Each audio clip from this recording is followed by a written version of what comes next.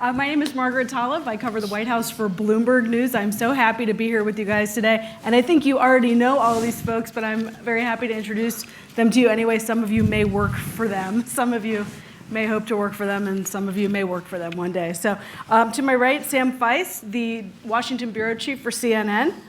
Ben Smith, the editor-in-chief for Buzzfeed News, and Amanda Terkel, the DC bureau chief also for HuffPost. Between the four of us, we've covered a lot of presidential campaigns. I want to make this kind of interactive to the extent that we can, so we're going to save a little bit more time for Q&A at the end.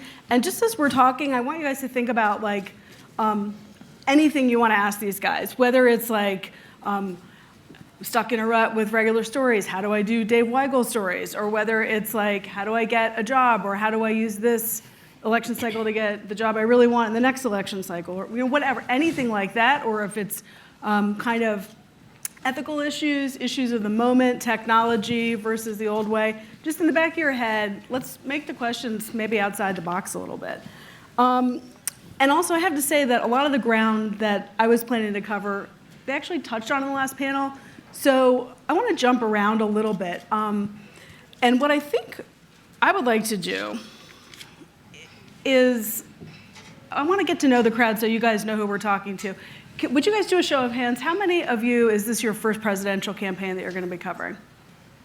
Okay, and how many covered the 2016 cycle? Okay, great. How many of you guys are TV or digital primarily? And how many are print or writing online? Okay, so like a pretty good split. How many of you guys are going to be traveling a lot or maybe like embedded? And who's basically covering the presidential race in your own home state and be mostly locally focused coverage? Okay, that's really helpful. Thank you. Can we start by talking, each of you, about the first presidential campaign that you covered and in what capacity? And maybe like a little, what do you wish you knew then that you know now? So my first, I started at CNN in 1991. My first presidential campaign was really the end of the 92 campaign. I started working on political programs. I was not in the field, but you were a very young man. I was 7. But it was just I just got a taste of what it's like to be in the middle of a fascinating, fun campaign. But my first field campaign when I was in embed was 1996 campaign, and that was a Republican primary because Bill Clinton was the incumbent Democrat, and so I spent a lot of time in Iowa, and I was attached to the Steve Forbes campaign. Steve Forbes was a bit of an unusual candidate. Bob Dole was the front runner from the beginning, but Steve Forbes was this millionaire who was spending, at the time, untold sums of money, tens of millions of dollars to run ads, mostly in Iowa and New Hampshire, and run for president. The best thing about that campaign for me was the method of travel, because Steve Forbes would get around to Iowa on the family private jet. And so it was a small jet. There were only maybe 3 or 4 campaign people and a few reporters on it. And so I had never set foot anywhere near a private jet, right, much less on a private jet. And so to wake up in the morning, walk up, and the co-pilot would say, "What would you like for breakfast, Mr. Feist?" was a fascinating experience. I encourage all of you embeds to have that opportunity. You should definitely take it. And of course, it was Iowa. I spent most of my time in Iowa. Everybody knows dress warm, but dress warm. The other thing that I would say to any embed is it's just really important as an embed to remember your role versus the people you're around all the time. You will be in the same hotels, the same spaces, the vans and buses with these campaign aides. You will get to know them. You'll be breathing the same oxygen, but they're not your friends. They are sources. They are campaign officials. They have a job. You have a job. Completely different. You can obviously and should have cordial relationships, but they're not friendships, or they shouldn't be during a campaign. Your job is to hold them accountable. Your job is to write stories that are not always favorable to them, right? That's what you do. And it's easy to forget when you are spending all of this time with the same people over and over and over. but just remember your role and remember what they do and what you do, and it could not be more different. Yeah, that's great advice. Ben?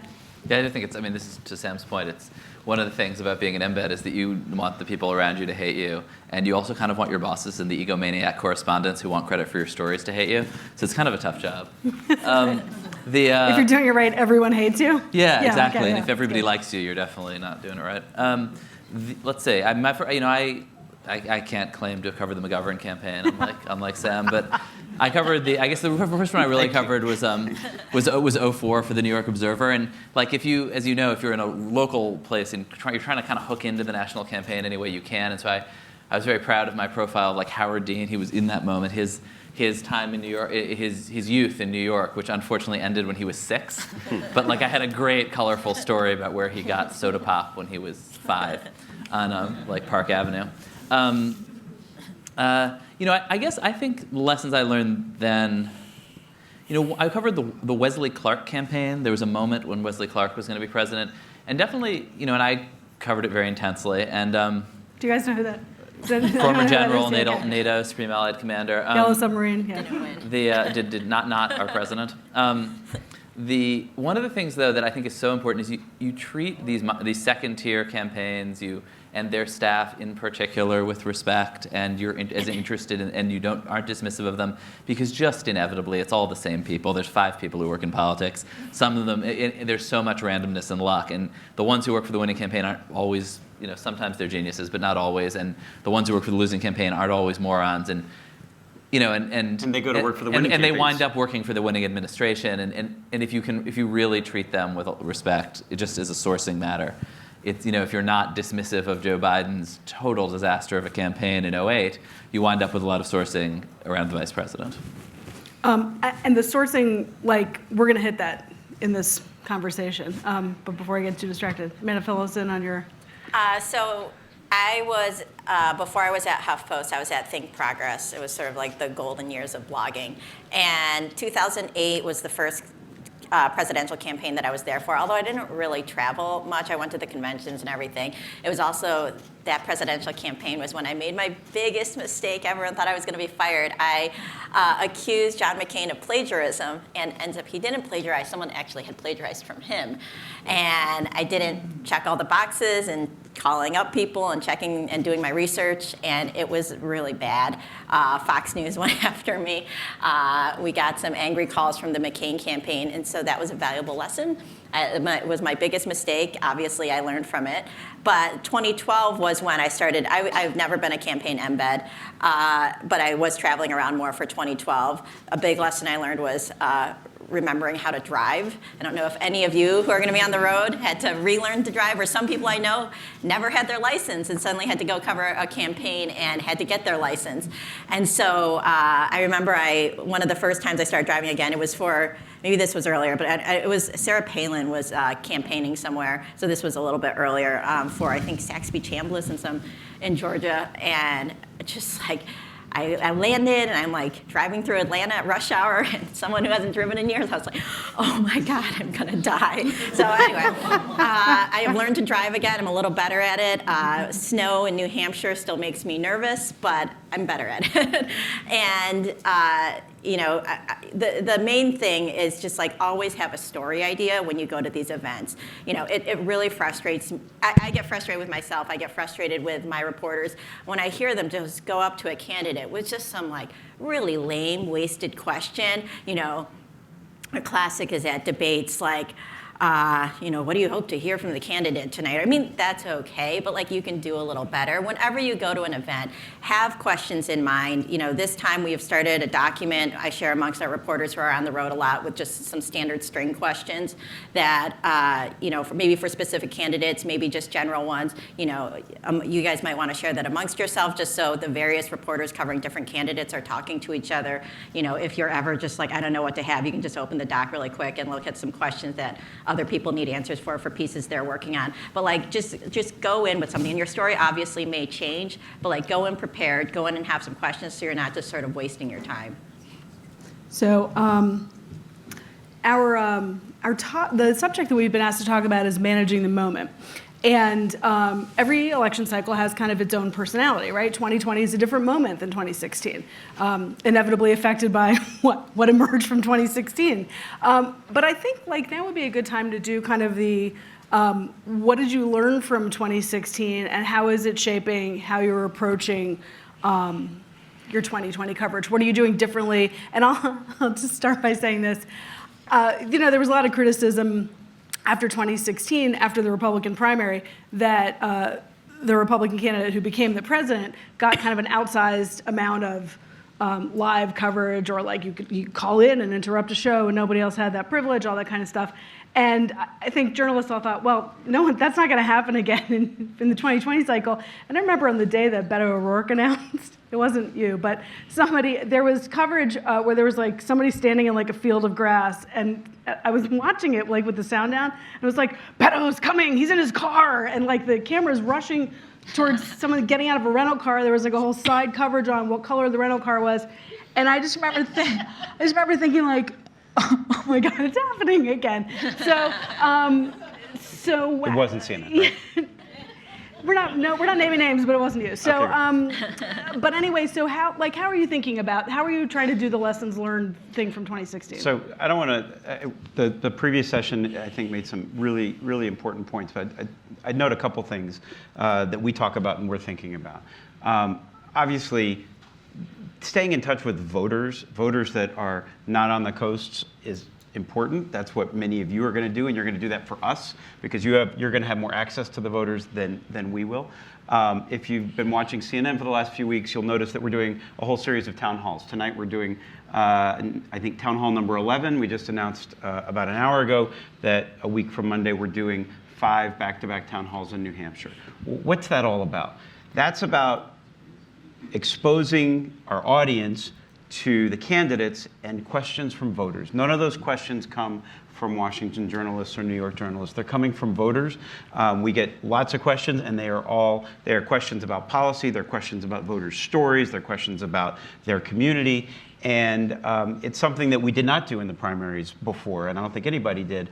But having an hour with a candidate, giving the hour effectively to primary voters that have told us that they are planning to vote in the Democratic primaries, I think is just important, and it's different.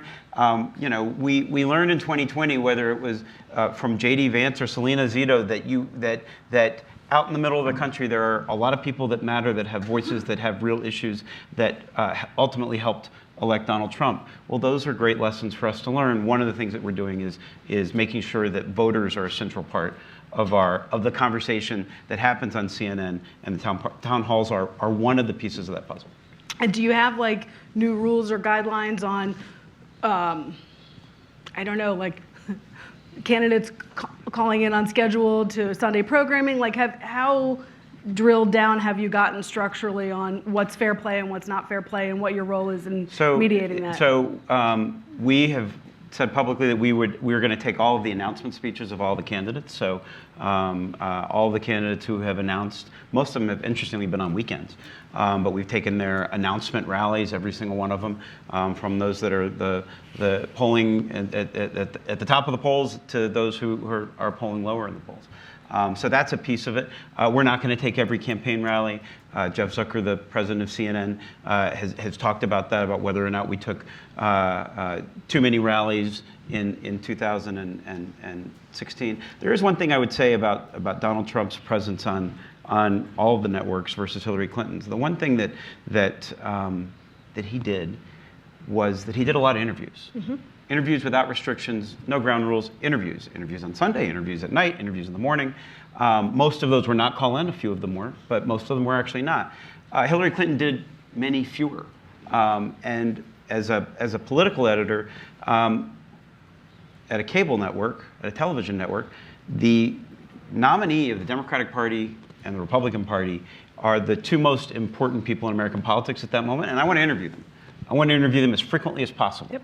And we put out requests for the Democratic nominee Hillary Clinton every day. We put out requests for the Republican nominee Donald Trump every day.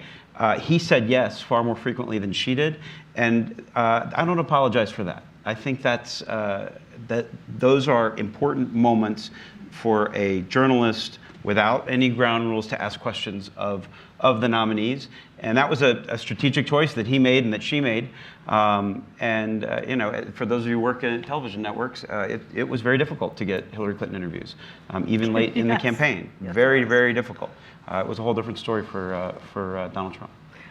We're in early Democratic primary season. What are we up to now? 17? Is it 17? 17. I mean, Buttigieg hasn't actually. He's still exploring. 16 and a half. Yeah. So, continuing this conversation, but looking at it in terms of not the general election, but just in terms of the primary now, how are you guys approaching, like, how much attention you give to one Democratic primary candidate versus the other, and how are you shaped by 2016 lessons? So I think, one of the funny things about this moment is we've been sort of catapulted back into this television moment. And I think, this time in 2012, first of all, every 4 years there are these gatherings, and you have these, like, we're going to build the Maginot Line southward from the Belgian border, and you'll look back and be like, oh my God, we were idiots. And there's this intense impulse to fight the last war, always. And I think, but we're in this television moment where the president is using Twitter to program television, is personally obsessed with television, television is someone whose industry is television. And so I think, like, a lot of the conversation, when you hear, like the media went crazy about Russia, people are really talking about MSNBC. They're not necessarily talking about, like, written reporting. When people are talking about the media gave Trump too much airtime, they're really talking about, for better or for worse, and it's all been hashed out, but they're talking about cable news primarily. So I think for those of us who aren't in that world, I think the thing that, I probably would have said this 4 years ago too, but I think, like, there's this impulse on the media, very traditional, to not cover ourselves. But when it comes to politics, politics is the media business. They're profoundly intertwined. These guys only exist if you cover them. And so I think that when you're on the beat, there's no separation between, like, is the candidate on the phone with the chairman of the Iowa Democratic Party to yell at him, or is he calling Andy Lack or Jeff Zucker to yell at them? Those are great. Is he calling me to yell at me? Like, those are all great stories. This conference itself, like, is pretty, is news and is interesting, and the way, Axelrod and the Fox headline will be Axelrod and Google gather with journalists to scheme about how to stop Trump next time.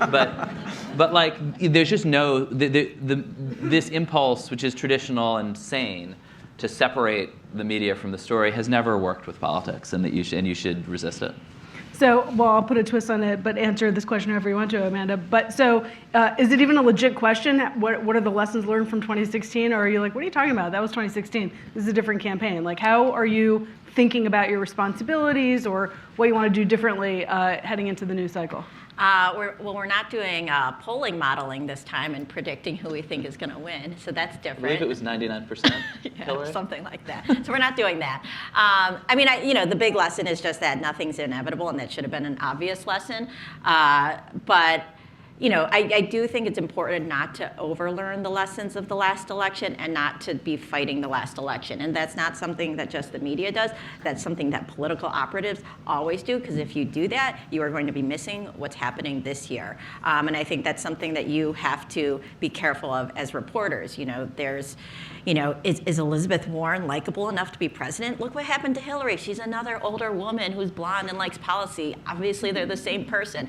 Be careful not to fall into that trap. Like, these are different circumstances. And I think the media tried to overcorrect from 2016 in saying, like, oh man, like, all these white guys who like Trump but used to vote for Democrats now and then, like, we got to go to the diners and just cover them incessantly. And like, shocking. Those people still like Trump, no matter what he does. They like Trump. And it just became like a trope, like it was parodied.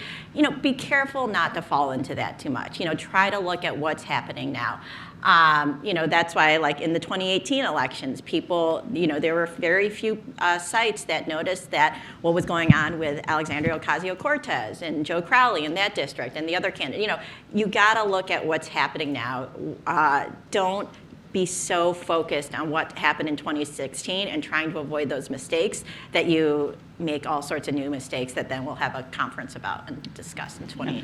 There are a couple things about polling, though, that I think we can do that I think we would all universally agree that can be done as we talk about polling. So in 2016, the final Real Clear Politics average had Hillary Clinton ahead of Donald Trump by 3 points. In the end, she was ahead in the popular vote by 2 points. That word ahead was used over and over and over. It's a Hillary Clinton lead. It's a Hillary Clinton lead. She retains her lead. You can go back and search all the stories. Well, guess what?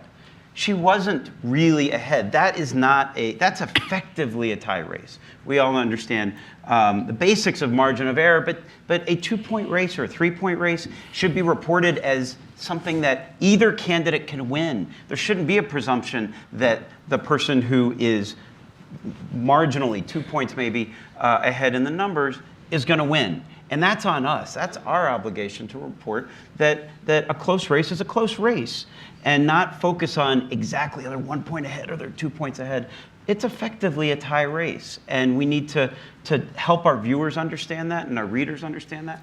And then the other piece of it that we all know and we have to repeat is that in the United States of America, we still elect a president for now using the Electoral College, which means that the popular vote winner does not necessarily become president. Yeah. But how many of our stories in late 2016 over and over and over said that? Yes, we would have electoral vote conversations, but then the horse race poll would come in, and we wouldn't then make sure and underscore with our viewers that and our readers that the electoral vote is ultimately what's going to determine the outcome, and that's just another important piece of context. So if we use polls, we have to talk about what they mean and what they say and what they don't say. And then in the presidential election and general election, the Electoral College is ultimately everything until the rules change. Well, you are still doing polling. Polling is still useful. I mean, right now we can see who is in the top tier of the Democratic nomination race, who is maybe in the second tier. But by the way, if someone's at 21 and someone's at 19, are they ahead? No, not necessarily, not at all. And I don't think we should report it that way. And then in terms of like extra, another time this is coming up right now is with the fundraising numbers. The candidates are announcing how much they're raising. And like there may be times that you're gonna have to gently push back on your editor and say like, maybe we shouldn't blow this up as much as you want to, even though I know it'll click well. With the fundraising numbers, like go beyond the numbers and go beyond what the campaigns put out in the press release. How much did they transfer from their Senate campaigns? How much money did they spend to make all that big number that they announced? How much money do they have cash on hand? And like, give that extra context to your stories. Obviously, you need to do that with polling as well. And again, your editors may be like, just get something up really fast. You may say like, well, I need to follow up with the campaign to get that extra information because otherwise it paints an incomplete picture. But like, obviously you got to do what your editors say and whatever. But like, try, if you think it's not. You should push back on them, and you should make sure, resist the urge to like go into the clickbait, get it up fast enough so that a big headline goes up and everyone tweets it. But always begin with a compliment, then insert your negative comment, and then end with a compliment. Let's. Can we talk themes a little bit? Not that your themes and your themes will necessarily match, but how are you guys? Like, what is this election about to each of you? If you had to pick 2 or 3, like, kind of broad strokes narratives, is it a referendum on Donald Trump? Is that the main narrative arc that you're tracing? Is it whether there's such a thing as a woman candidate anymore when, like, a third of the candidates are women? Is it about global trends and nationalism sweeping, Western allies? Or what is the lens through which you think the 2 or 3 stories that you think the election is about? Looking at me? Yeah, anyone. Yeah, go ahead. That is a great question. I wish I had could rattle off answers to it. I mean, I do think that one thing we think about a lot is right, like what did we do wrong in 2016? Sure, but like I mean, if we accept the premise that, which I think particularly that Trump's election was fundamentally a media, like that this was up to the media to pull the strings better. That seems crazy to me. But also, like, did the British media do the exact same thing with Brexit and the Brazilian media with Bolsonaro? Like, that's crazy. There's obviously a sort of global, sort of kind of right-wing populism enabled by social media. I think, for us, covering the way those social transformations play out on the left is a big story. And obviously, as you said, the Ocasio-Cortez, story is part of that. But the way the same generational shifts in tools, in a way, the forces to which the first thing is a backlash, like how the sort of that, how that transformation is playing out. And again, you saw lots of signs of it, both here with things like Occupy and then globally, in Catalonia and things like that. And I think the way sort of movement politics, I think we were like sort of moved from a moment of sort of establishment politics into an era of movement politics. And I think covering movement politics is different. And then that's, something we think about a lot. Okay. Yeah. I think Ben said it, like sort of that backlash to Donald Trump. How is it playing out? HuffPost is traditionally a left-leaning site. It's where we have had, it's where our readers tend to be, and we feel like HuffPost needs to be there covering what's going on the left, what direction they're going in, who the candidate is, how all the tensions are playing out, what the policy proposals are. We're trying very hard to not get too into the horse race stuff. At this time, the polls, I'm sure now, it's name recognition. We're trying not to be like too much into like this person's up a little more than this person. But what are the policy ideas that are coming out? How are those being received? How are they pushing the other candidates in different directions? Does it seem like people are gravitating more toward a candidate who is putting out those policy proposals, or more someone who just represents someone they think could fight Donald Trump? Electability, we'll have a big piece coming out on it soon. What does that even look like? We did some polling on how important that is to people, but I mean, what is electability anyway? Is it someone who can win the various states, or is it someone who doesn't, seems to be in the same position? So I don't know. I guess I don't really have a great answer, but I do know that for 2020, like our focus is on the left, and how the backlash is playing out, and how the movement and the policy ideas are being shaped. And I would just piggyback on that because it's funny. Like, I don't think either of our sites are known for like eschewing clicks and traffic or being embarrassed about that. But I don't think actually the stories that people want to read are the tactical stories about fundraising and polls. No. And what we found is like our audience is sort of insulted and annoyed if you treat it like a game. Like, people feel like there are stakes in politics now, and the stories for us that have hit hardest are stories about like how these candidates used power when they had it.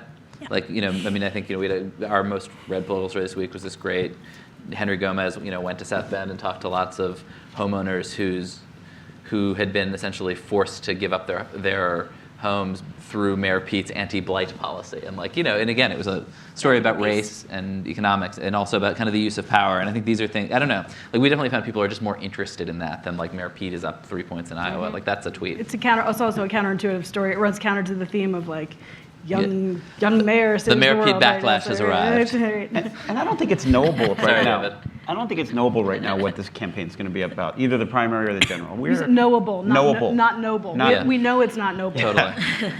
That's one thing we know. Yeah, there you go. We have no idea what the economic situation in the country is going to be next summer. We don't know what global crises we'll be facing. We just don't know. There are so many things we don't know, and I don't think we should decide and try to predict that right now. We should go and we should cover the issues. All of those issues that you mentioned are real. Democrats in the primaries are being animated by all sorts of things, probably first and foremost defeating Donald Trump, but beyond that, healthcare, immigration, that long list. But where the country is going to be, what's going to be the topic of conversation in February of 2020 or in September of 2020, I don't know. Do you guys have the same reporters who are covering these kind of Uber themes, globalism or referendums on the incumbent, also doing the policy? Because I think many of the reporters here are going to have to do both, right? Especially if you work for a regional newspaper or a hometown newspaper, like maybe ag stuff is really important, or maybe whether coal is coming back, or sorry, I didn't mean to laugh, or the steel industry or autos or whatever.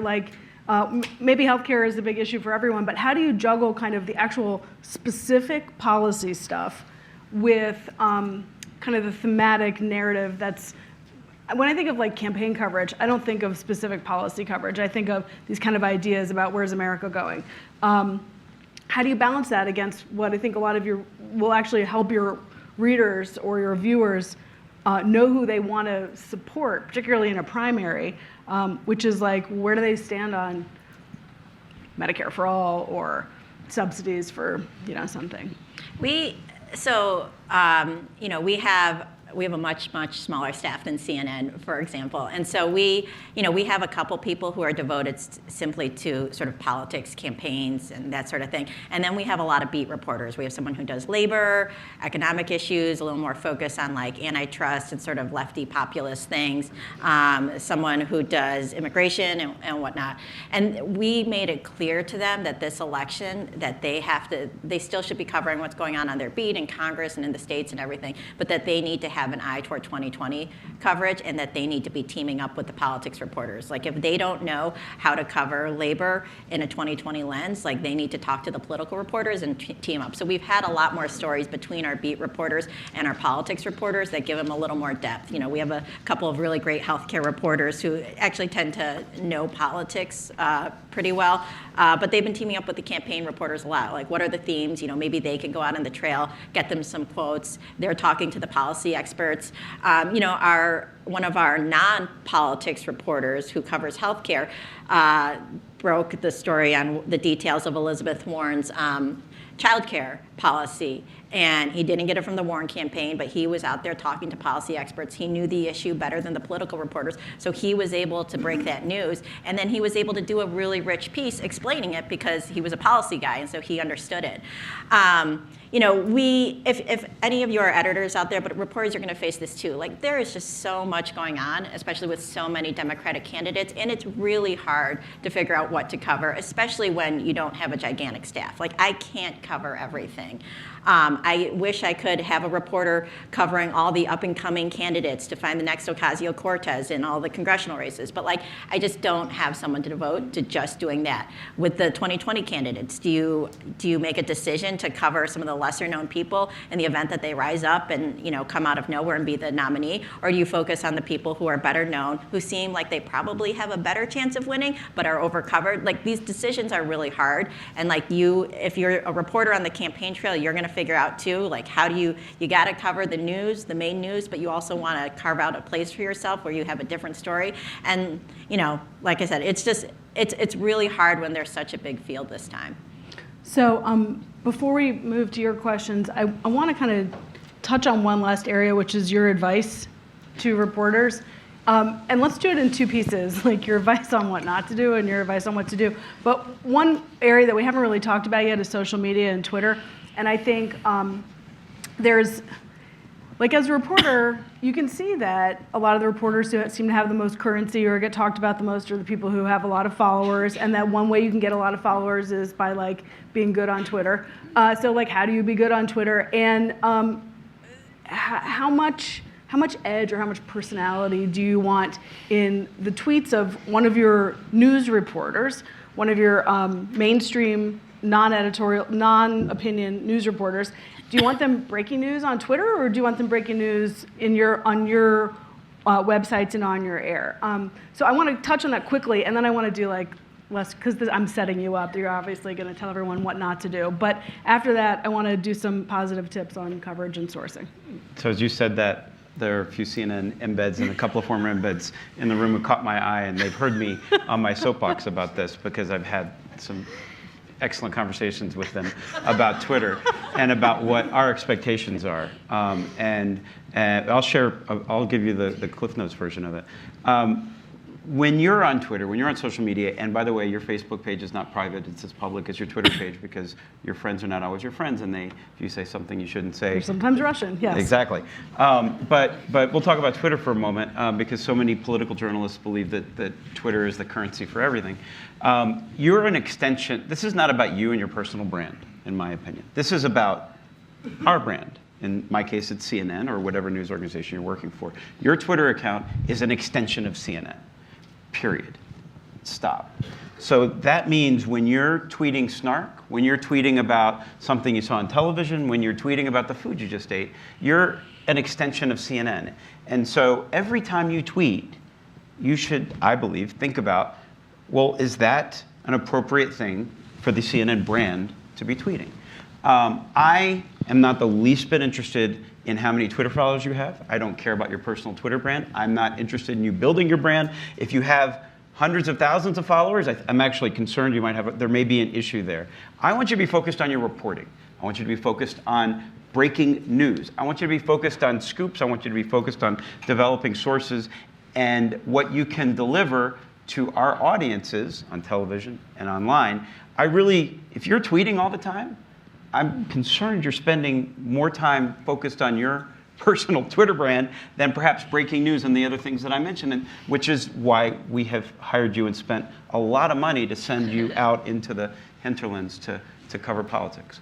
I never want you to break a story on Twitter, ever. If you tweet out news on Twitter that we have not yet reported on CNN or CNN.com, you have just, first of all, given away a scoop, and we've now perhaps missed the opportunity to monetize with traffic, to introduce to our audiences your scoop. And by the way, you may give your scoop to a competitor who will then write a story before we get our story up. So, is this a surprise?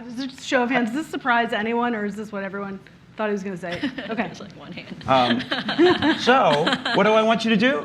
I want you to get me a scoop. I want you to break a story, and I want you to write it up, and I want you to send it in. And then the CNN web producers and web team are going to have a URL. And as soon as that URL is live, I want you to tweet it out, and I want people to click on it, and I want you to be famous for that fantastic scoop. And if you know about Data Miner, I want Data Miner to pick up your but tweet. But don't get over 100,000 followers. And I want people to click on the story, and I want people to see the hard work that you have done. Look, Ben is climbing out of his skin. What I want. No, this is great. I guess I would say, I'm going to say, this is perfect. I'm going to say something like obnoxious and then sort of try to put it in a more like respectful context. I mean, the obnoxious thing is that there's a reason that big television companies who employ zillions of people break almost no news, and that is this. We break a lot of news. Per capita.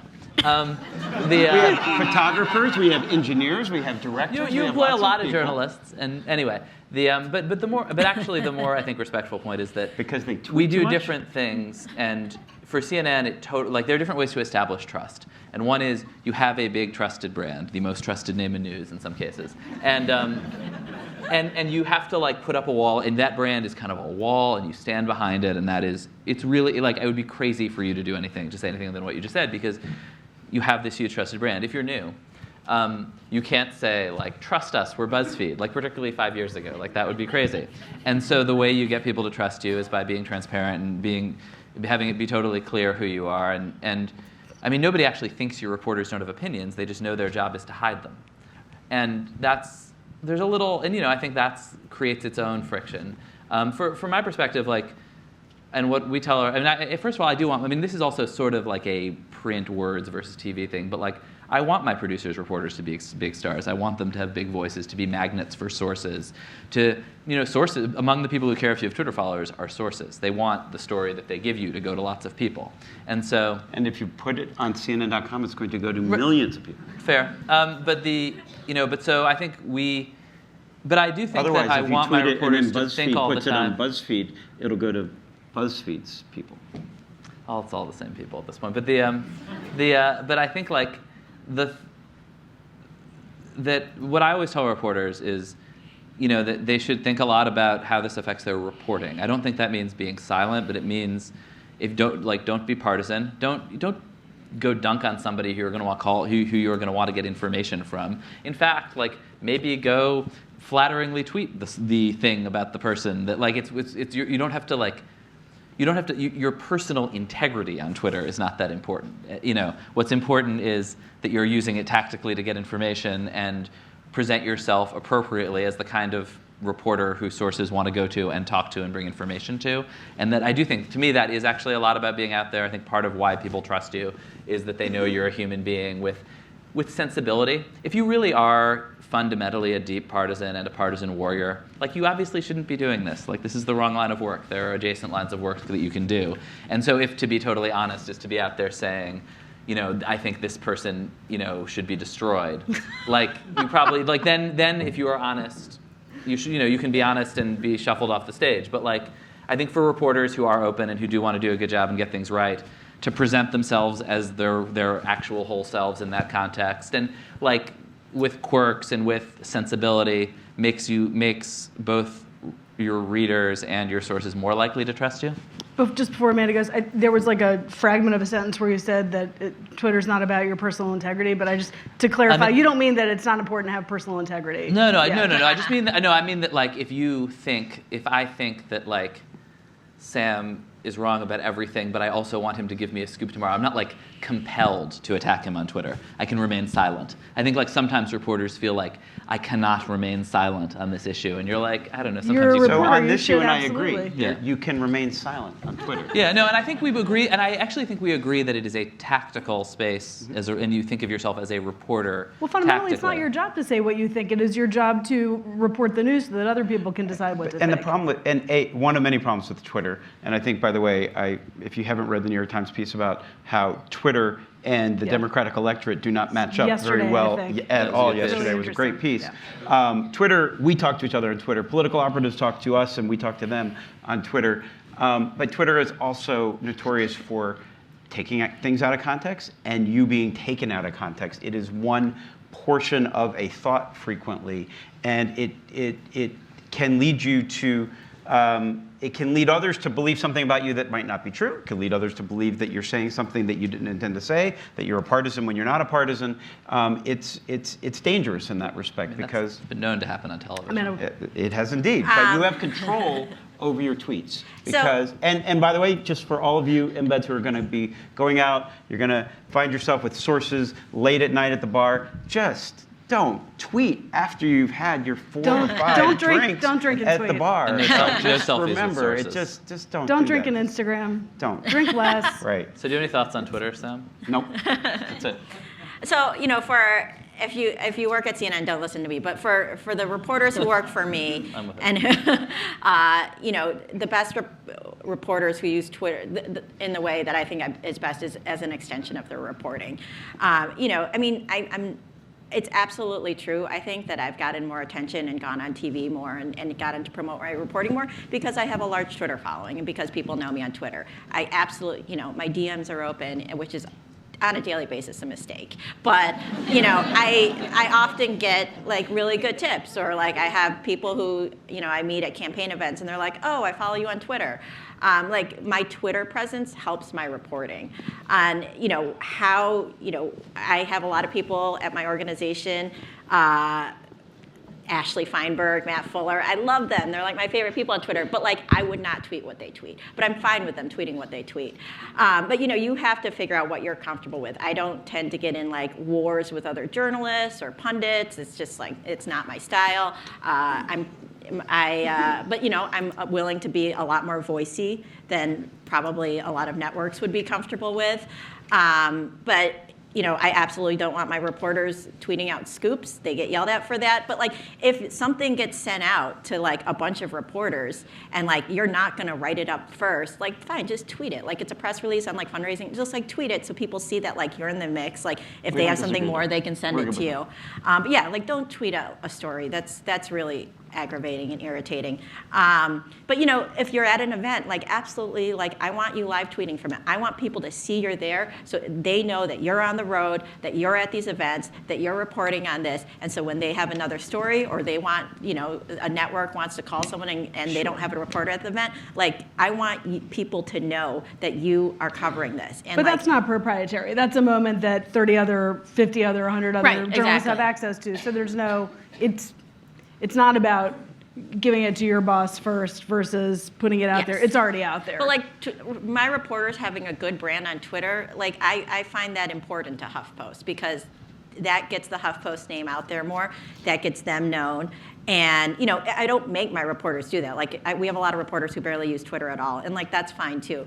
But it can be used in a way that advances like your career, but also your organizations, and helps your reporting. And like also, like yeah, there's a lot of garbage on Twitter, but I have found so many stories that I wouldn't have been aware of otherwise because of Twitter and because it's easy to see different types of people and things going on in different parts of the country.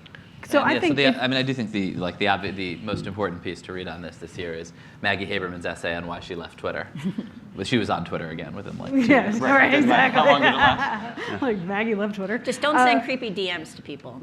But if there is one takeaway from this, I think it's Those are on that the it's record. really important to know not just what your own comfort level is with this, but what your boss's comfort level with this is. And I have to say, in my news organization, my bureau chief is probably much more of Sam's thinking, and it may have something to do with both sides of the operation and mission of the operation.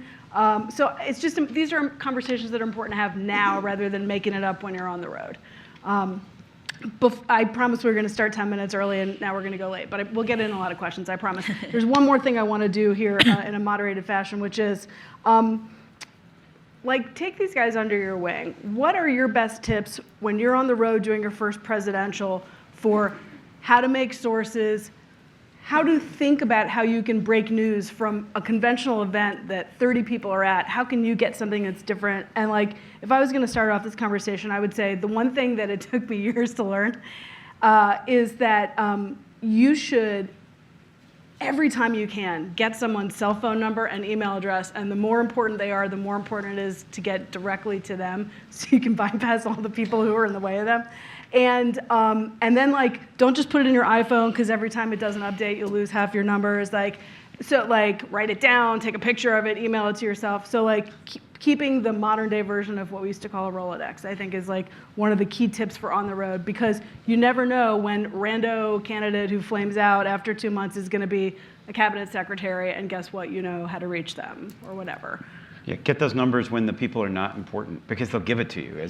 When the moment they become important, they become or they think they're important, then they're much less likely to give it to you. But once you have it, you have it. Peter Hamby was, who you visited with earlier, was CNN embed in 2007, 2008, and he was our first example of an embed that didn't follow a campaign but stayed in the state. And CNN, we do both. We have embeds who will follow candidates, and we will have some that stay in a state. Even if you're not one that stays in the state, Peter Hamby was a great model. Get to know everybody in South Carolina. Get to know what are the issues there, who's going to be driving the conversation, who are the donors, who are the key volunteers, who are the Break party it down activists, systematically, almost, and just donors, get to know them. volunteers. And when the candidates aren't in town, that's your best time for sourcing, because you talk to the people who stayed back in town. And when the candidates are in town, everybody knows what's going to happen. A bunch of cameras around, following them around, doing their thing. But when the candidates leave for whatever reason, right now, if it's a Wednesday, half of the candidates are in the U.S. Senate or House, and they're not on the trail. That's fantastic sourcing time, and just don't waste it. Use that effectively. And CNN embeds will know this. Because I'm the dinosaur on the stage, I figured... Are those books? Yeah, they're 2 books. They're made with paper. Politics repeats itself, and politics rhymes. What happens this year has, in many ways, happened in previous campaigns. And because embeds tend to be younger, you don't have as much historical context. You may not have any of it. Get it. Understand the states that are going to matter the most in the primaries and the general election. Understand their history. Understand what has happened before. Understand who has won before and why. There are 2 books that I like for embeds just because. If you haven't read them, I'm going to give them to you. Write them down or not. I'm like the Book of the Month Club here up here. One of them is from about the 1972 campaign. It's called Boys on the Bus. Interestingly, CNN has had more women as embeds than men in recent years, but it's boys and girls on the bus today. It was from a different era. There were no cell phones. There was no social media. There were no computers. But so many things have not changed. So I like this book. It's an interesting tale. Plus, you learn a little bit about history, particularly that we, again, have a Democratic campaign. And another one I like, since we have a Democratic primary campaign this year, One Car Caravan. It was about the 2004, the one that you mentioned, Democratic presidential primary. It's written by Walter Shapiro, and the name says everything. So when a campaign gets started, there's no bus. It may be a van. It may just be a car. It's a candidate, maybe one of his or her national aides, a local person. And by the way, a couple of reporters will be tagging along. That is the you're already 3 months late for that, fantastic opportunity to get to know the campaign. Well, some of them are still pretty Yeah, small. yeah. That's a great opportunity to get to know the campaign and what they're doing and what they have to do on the ground and the things that they are concerned about, whether it's about meeting people, door knocking, raising money, trying to figure out the local issues. Anyway, 2 books. I give these to every CNN embed. You may want to take a look at them. We need to get to questions. Do you guys want to do just a speed round of advice? Go ahead. I'll just say, like, about making a Rolodex, this is depressing, but I would just make sure, for me, the best thing I did was when I started keeping all my contacts, I made very detailed contacts, but I kept it in my own personal Gmail, because you never know when you're going to get fired and just, like, have to go and, no longer have your contacts. So keep it in your personal. Keep them in your own, yeah. Make sure you can have access Wow. to it, even if you lose your job, which is depressing. But. Wow. Yeah, I don't know. I just think like the job isn't to make people like you, and it's so hard to kind of realize that. But that when you break news, the good stories are stories that piss somebody off. If somebody's calling you and your boss is screaming at you, you're probably doing the right thing. If other reporters in your organization are pissed off because you're breaking news on their beat, that's good. Like it's just like it's. You can be a good colleague. You can be a break nice news. person. You don't have to be disrespectful to people, Don't but be a like jerk. fundamentally, the logic of both political institutions and big media institutions is that you're better liked if you don't like inconvenience people by breaking stories. Okay, awesome. There is a microphone over there. Please line up, and if you would like to introduce yourself, that would be awesome. This is always the rule. A question ends with a question mark. Go for it. Hi. Hi, all. My name's Bo Erickson. I'm from CBS. What are your thoughts on how our newsrooms covered the hacked information last go-round? I mean, this is something we thought thought about this a lot, and as soon as it happened, we sort of put in we tried to be very, very careful about where is this hacked information like genuinely useful to a meaningful story and not just gossip. And I remember saying in a meeting really early on there, the bigger story here is the hack, and every story we wrote about it, we said, well, it's in the third paragraph, this is apparently a Russian information operation.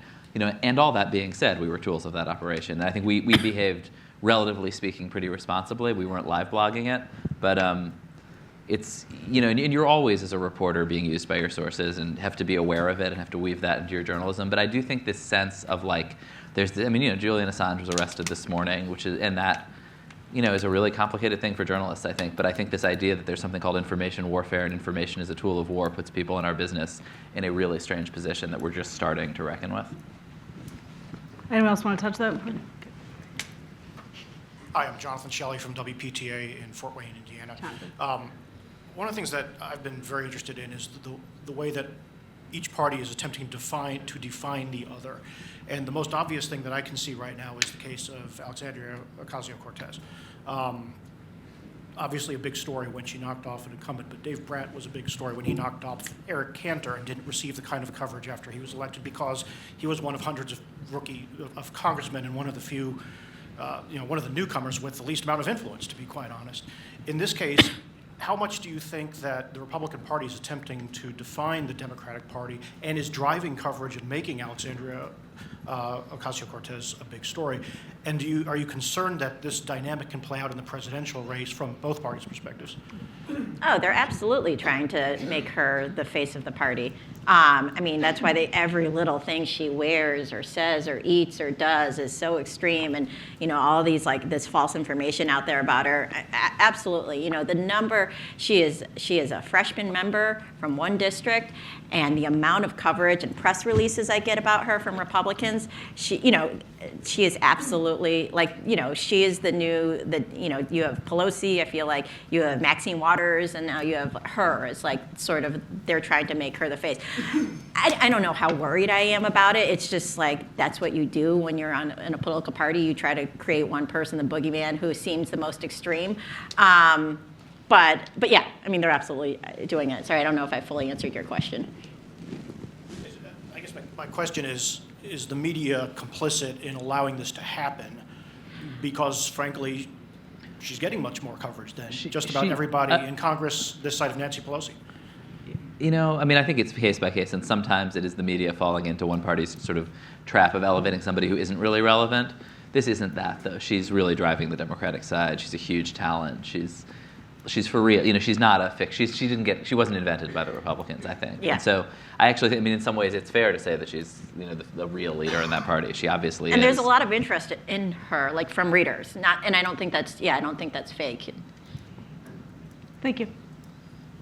Hi, I'm Loren Oppenheim. I'm with the Chicago Maroon right now, and I'll be at the Philadelphia Inquirer this summer. I wanted to follow up on your discussion about Twitter use and journalists using Twitter, because I've noticed that there are many journalists who will engage directly with their Twitter audience. They might not respond to every reply on Twitter, but they'll respond to questions, offer analysis, or some context. So I've seen many journalists who do that, but I've seen many who also don't and will just let the replies come in and not respond or like anything. So how do you feel about journalists engaging directly with the audience?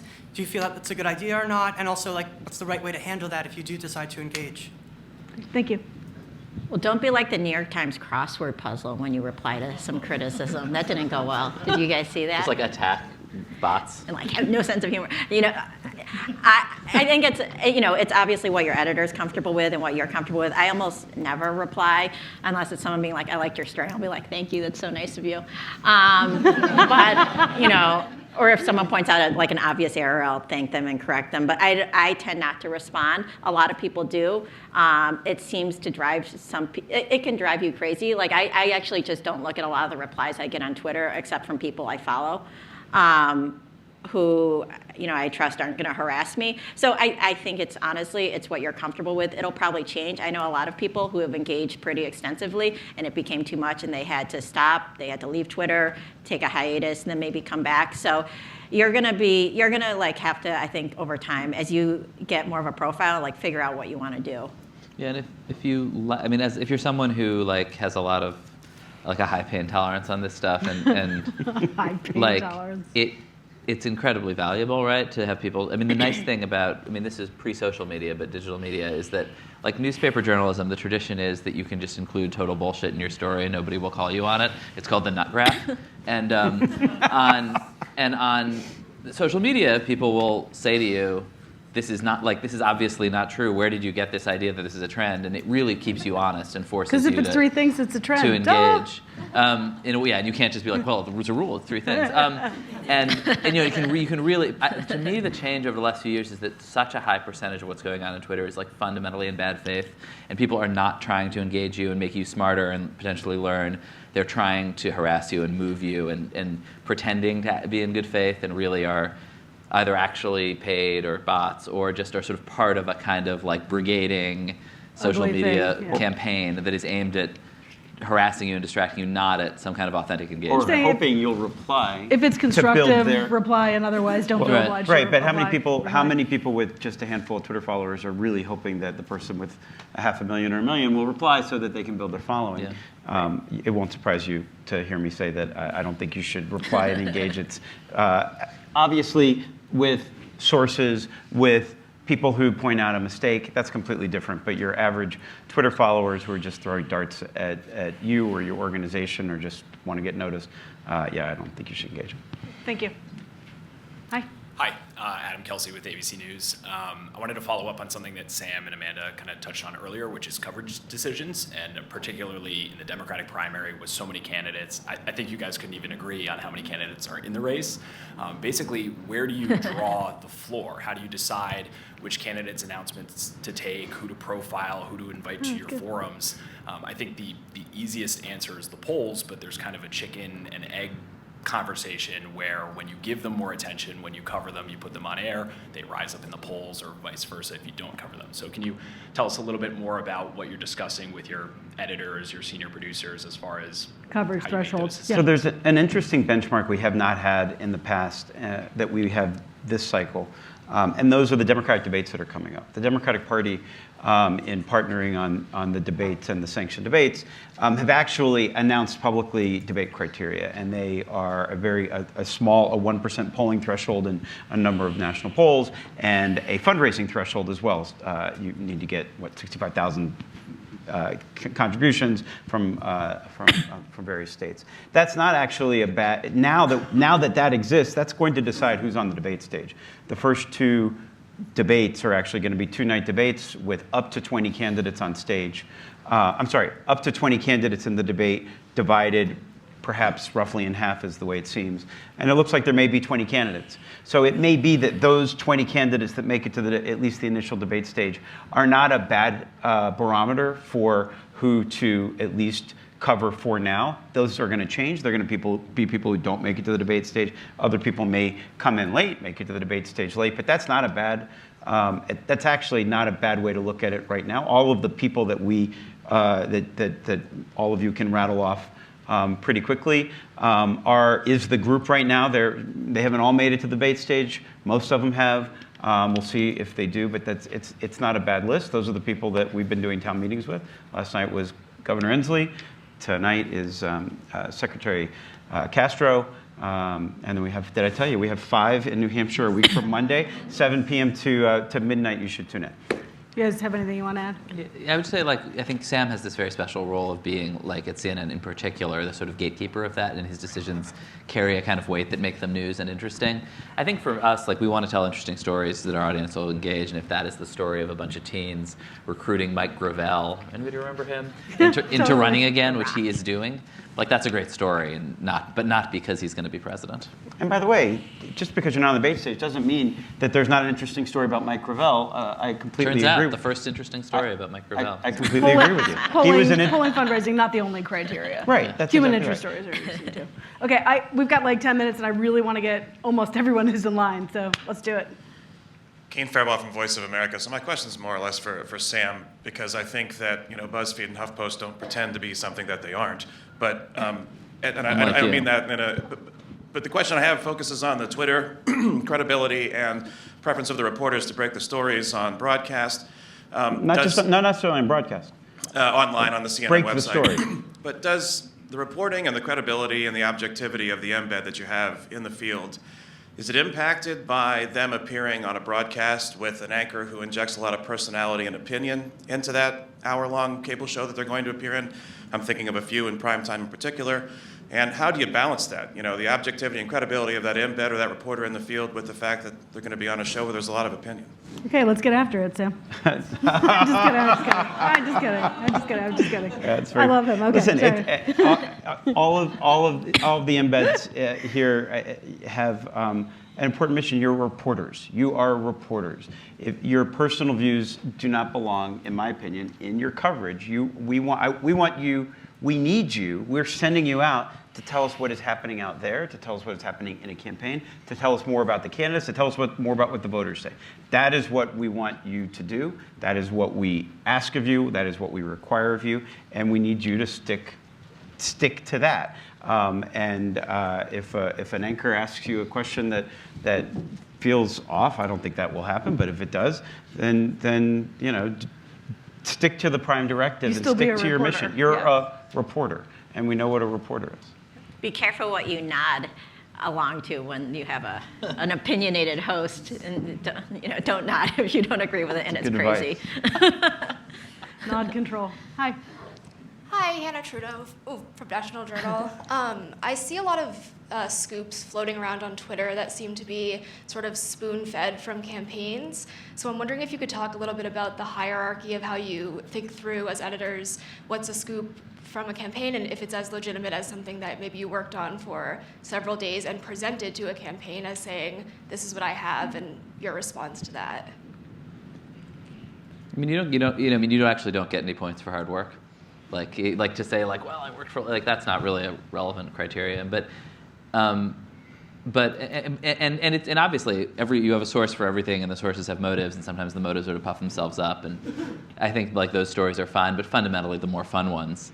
I'm not sure this is really a judgment on the story, but it's obviously more fun when they're mad at you than when you're getting the spoon-fed thing. But I would also say that they are much more likely to spoon-feed things to you when they're scared of you. Mm-hmm. It is kind of a in some way, the way you get the spoon-fed thing is because they're afraid that if they're not constantly giving you information, that like you're going to be right. I don't know. I mean, there's a good tension there. But if your phone rings and someone's giving you something hot and it checks out, that's cool too. It counts, I mean, right? when you are getting spoon-fed those things, just like think through why you're getting it, how legitimate it is, and don't feel like you need, everyone will do a beet sweetener in their time, but just like, you don't have to do all of them and you should turn them down. Like, a campaign giving you a memo, they're going to send out in an hour anyway as a press release and no one's going to read it. Like, that's not a scoop. Like, don't take it. Press them a little more. So, take that stuff. Like, they're great. There's nothing better than when you're just like sitting there and a story lands in your lap and you can write it and get all the attention and you didn't really have to do much. But, just think through why you're getting it and what it is. But also, like, the two kind of scooplet things to be careful of, I think we can all agree, is when someone gives you part of a transcript but not the whole transcript of something, or part of a document and not the whole document, major red flags, major warning signs. You need to really think that through before you touch it. Have your skeptical filter on. We should always have our skeptical filter on everything, but especially on something like that. Why are they giving it? What is their motivation? All of the questions you need to ask about any sourced information, ask it especially on something a campaign gives you like that. Thank you for the question. Great question. Mike? Hey, I'm Mike Grinbaum. I'm a media reporter at the New York Times. We know. Hey, Mike. Hi, guys. Are you in embed this year, too? I'm embedded here. Yes, exactly. I wanted, unsurprisingly, another Twitter question, but as editors, I was wondering how much pressure you experience, I guess, to sort of assign stories based on the discussion or the fixation that's dominant on Twitter on a certain day. And I'm wondering to what degree that Twitter conversation colors the assumptions that political journalists are making about campaigns and the race. I mean, I would say there's always been an inside conversation. There's always been an elite conversation. It happened among like a half dozen men on a bus in the 70s. It's now happening in a more democratic way, right? Like, there was always an inside elite conversation. It is now much larger and more toxic, but still fundamentally kind of an elite conversation. I mean, and I think it's the elite, elites matter, and the elite conversations are important. That's not a dismissive thing to say, and I think you should be aware of what that conversation is, but also realize what it is. I guess I would say, but it's boring. I mean, if you assume that, all much of what cable news does is read aloud from Twitter. So your audience probably knows what's on Twitter right now, and what you want to be doing. You want to do read aloud from Twitter. Indeed, you want to do the story that's. You want to do the story that's going to blow up on Twitter in 3 days, right? I think I sort of try to use it as almost like you want to get a directional sense of where the conversation is headed, but then get ahead of it. Assigning, the worst thing, the thing that reporters the worst thing you can do to a reporter is, oh my God, did you see this tweet? Can you write it up? That's the worst. Or otherwise known as every day covering the White House, right? Okay. Right. That is why the White House is such a brutal beat right now. But you have to be skeptical of what you're seeing and reading on Twitter and applying it to the electorate. It's not the electorate. I mentioned the New York Times story yesterday. You should take a look at it. It's a great story. Harry Enton, CNN polling analyst, was on CNN yesterday pointing out that 50% of the Democratic electorate in 2018 and the primary electorate in the past are over 50. Okay, 50% of the Democratic electorate, primary electorate, are over 50. And they're not on Twitter. So that conversation may be happening, but they're not taking part in it. And you just have to be aware of it. You have to be mindful of it. You have to be thinking about it. If you think you understand what's motivating voters because you're reading it on Twitter, you may be completely wrong. Thanks, Mike. Hi. Hi, I'm Molly Gagel with ABC News. My question for you is, as embeds head out to the trail and they're all in the same press pin, do you have one piece of advice for how to break out of the conventionality and how to take that different angle that somebody else isn't?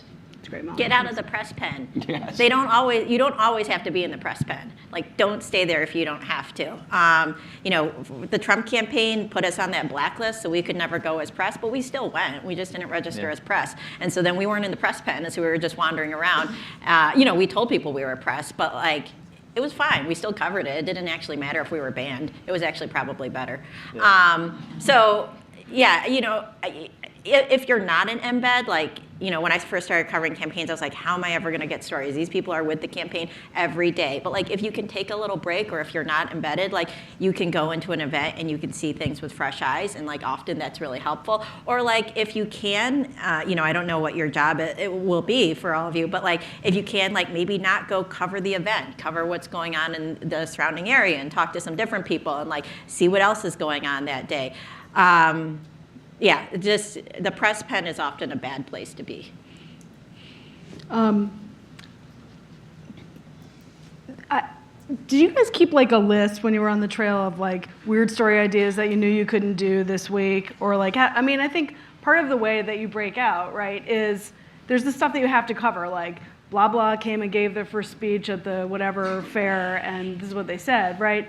And then there's stuff that you're never going to get to that day, like but you might meet an interesting character. Like, what's the like? What do you do? Do you want to hear? Do you guys want to hear from the reporters directly? Like, hey, I had a great idea, or do you want them to go through their boss? And what if their boss like has a different barometer for what's a good story? Like, how do you kind of break out of the expectations game? Like, you know what your job is, but what's going to make you stand out is to do something that goes beyond what your job is or different. Pitch quirky stories that may not always work. It may, you just never know. I remember in the 2008 cycle, in embed in Iowa, I think the candidates were not there. Maybe it was over Thanksgiving, whatever. They were largely not there, and he was there, and he was just scrounging around for story ideas. He came up with a really clever little story. He went to all the campaign headquarters in Des Moines because all the worker bees were still working, and he looked at the bumper stickers on the cars at the campaign headquarters, because everybody had a bumper sticker for the candidate that they were working for.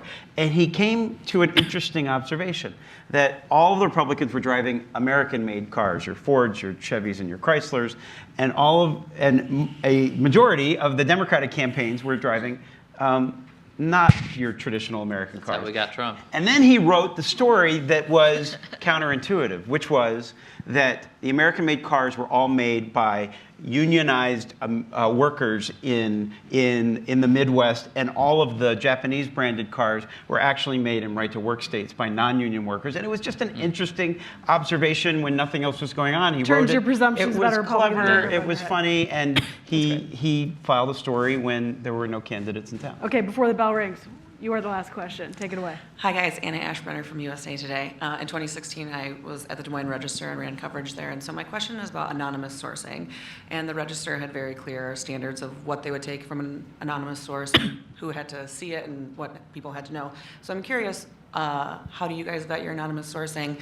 What do you think is information that is worth granting anonymity to? And who is a part of those conversations heading into 2020?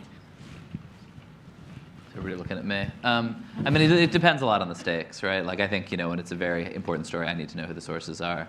But also, you want unofficial sources. You want sources who aren't telling you what they're supposed to be telling you, who would be in trouble if they're telling it to you. And so, yeah, I sort of resist kind of blanket rules, right? Like, oh, you need 3 sources. Like, well, like the 3 sources could be 3 people who heard it from the same place, which is a notorious thing people do. Whereas the one source could be, whenever you see the Maureen Dowd column that's like, people close to Joe Biden say X, like obviously it's Joe Biden. And in fact, that's this sort of thinly veiled traditional code for Joe Biden. And so I actually think it's hard to make clear rules, and you have to have a sense of the context. But ultimately, you'd rather have a source who is telling you something they weren't supposed to be telling you. And I mean, like, will I, like, a campaign spokesman, and they don't want to be named, will I just say campaign spokesman? Yeah, like, honestly, like, for me, the more important thing is coming from the campaign rather than, like, the deputy press person.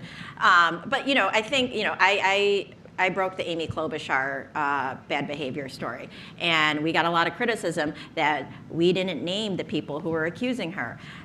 For me, it was very clear that that was a case when anonymous sources were fine. These were people who felt like they had been mistreated, and they felt like that they would be retaliated against, and this was the only way they could get their story out about a powerful person. For me, like, fine, if that makes it so you don't believe my story as much because their names aren't out there, but like for me, that was like a clear case of like allowing anonymous sources, because this is what actually anonymous sources are meant to be, when like people who aren't powerful want to speak out or whistleblow against more powerful people.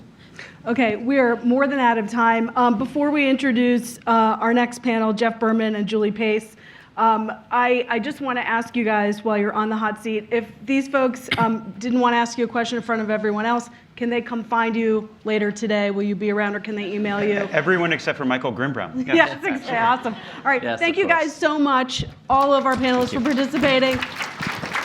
And I'm very happy to introduce Jeff and Julie to come to the stage. Thanks.